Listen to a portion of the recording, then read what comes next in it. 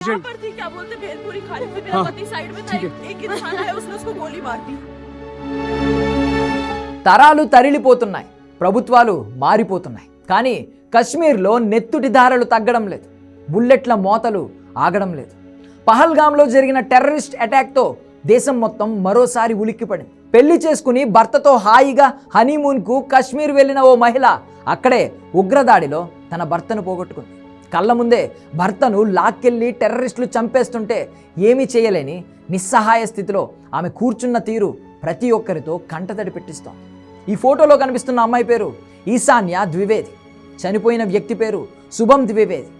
Just 2 నెలల క్రితమే వీళ్ళకు పెళ్ళైంది. భర్తతో కలిసి హనీమూన్ కోసం కశ్మీర్కు వచ్చింది ఈశాన్య. పెహల్గామ్లో ఉదయాన్నే హార్స్ రైడింగ్ చేసేందుకు వచ్చారు వీళ్ళిద్దరూ. రైడింగ్ పూర్తయ్యాక అక్కడే కూర్చుని టిఫిన్ తింటున్న సమయంలో కొందరు ఆర్మీ సోల్జర్స్ అక్కడికి వచ్చారు.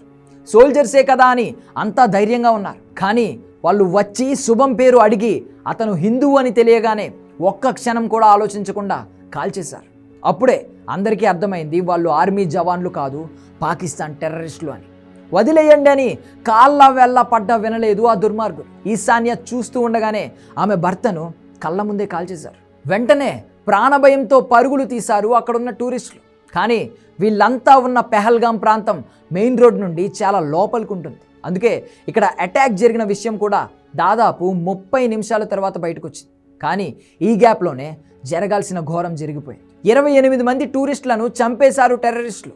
వారం క్రితమే పెళ్లి చేసుకున్న ఓ నేవీ ఆఫీసర్ కూడా ఈ అటాక్లో చనిపోయారు. విశాఖకు చెందిన రిటైర్డ్ బ్యాంక్ ఉద్యోగి, నెల్లూరుకి చెందిన మధుసూదన్ అనే 2 వ్యక్తులు కూడా చనిపోయారు.